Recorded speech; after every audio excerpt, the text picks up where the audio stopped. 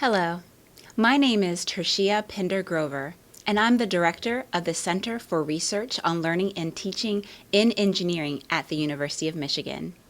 I'd like to congratulate you on being appointed as a student instructor. Like you, I had the opportunity to serve in an instructional role when I was an engineering undergraduate, as well as when I pursued my doctorate in mechanical engineering. Like me, I hope you will come to find that teaching is a wonderful opportunity to share your expertise and passion for a subject, as well as develop a wide range of transferable skills.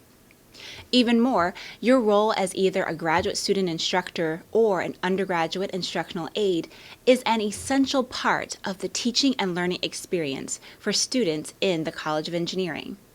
For your students to grow in their ability to provide scientific and technological leadership in support of the common good, they need you to guide their intellectual curiosity and their socially conscious minds. Further, research conducted here at the University of Michigan investigated why students stay or leave the sciences, and the effectiveness of the graduate student instructor in creating a positive learning climate was one significant factor in students' decisions. So, to begin your journey in the College of Engineering teaching and learning environment, this module is designed to support you with some fundamental information related to teaching.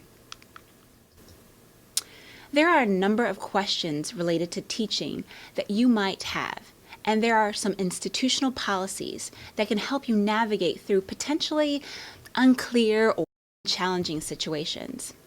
I'd like to highlight 3 policies that you need to know as you begin your teaching career at Michigan.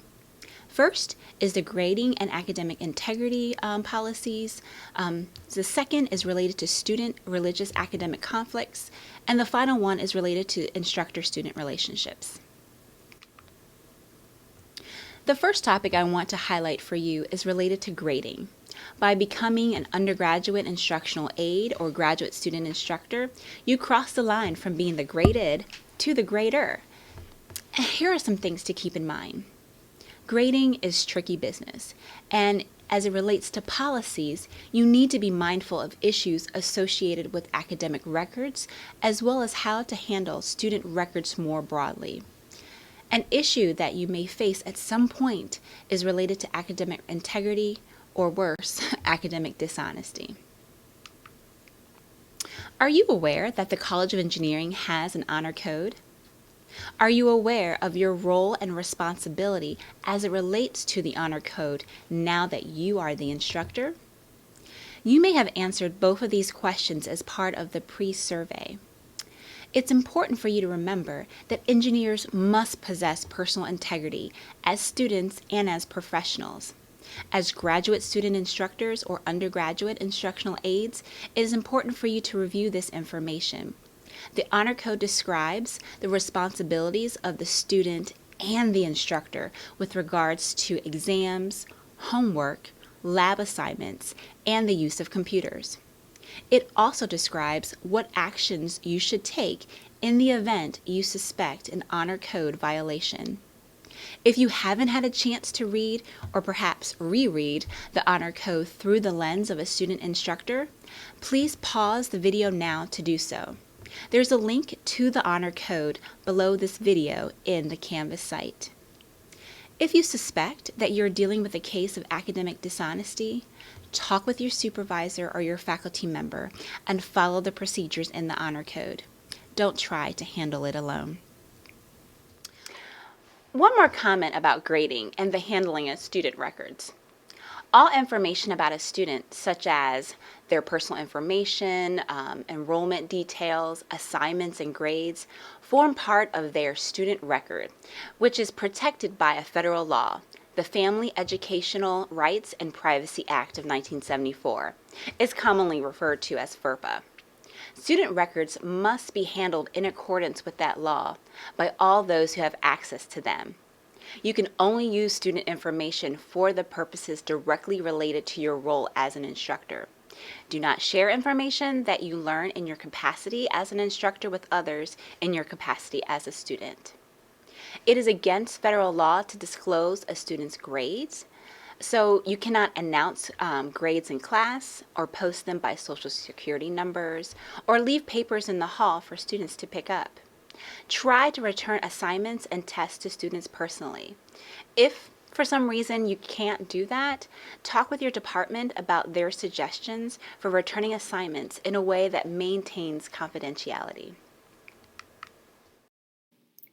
The second policy is related to student religious academic conflicts. As a public university, we don't officially observe religious holidays.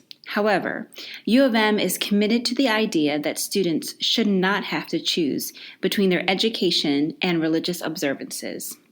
This provost website has a list of various religious holidays, as well as the university policy regarding academic conflicts. It is important to note that students have a responsibility here. They need to notify their instructors if they will miss a class for religious observances by the drop-add deadline. In turn, instructors must come up with an alternative plan to help students complete missed assignments and tests.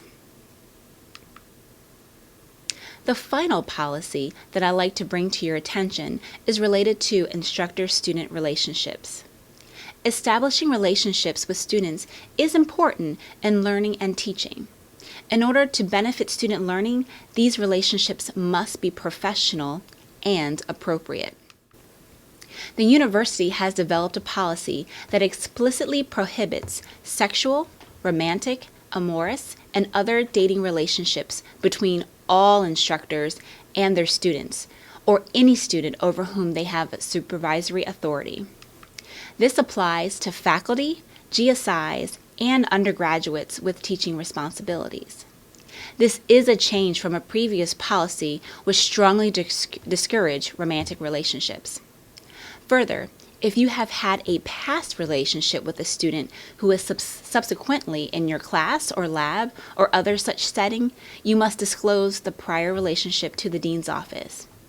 Please refer to the Standard Practice Guide 601-22 when you speak with your faculty member or department chair so that the situation can be promptly and properly managed. In other words, you'll need to think about and identify ways to have grading responsibilities to be reassigned. Further, one of our values within the College of Engineering, one of our values is related to diversity, equity, and social impact. And as Dean Alec Gallimore said, the College of Engineering opposes sexual and gender-based misconduct. To strengthen our ability to promote an inclusive environment and a culture of respect, all faculty and staff, including GSIs and IAs, are required to complete the Sexual Harassment and Misconduct Awareness Training entitled Cultivating a Culture of Respect. Refer to the link listed below with information on how to access this training. These policies may raise many questions for you, or you might have questions about other issues. Either way, at the Center for Research on Learning and Teaching in Engineering, we are available to answer your questions or connect you with others who can help.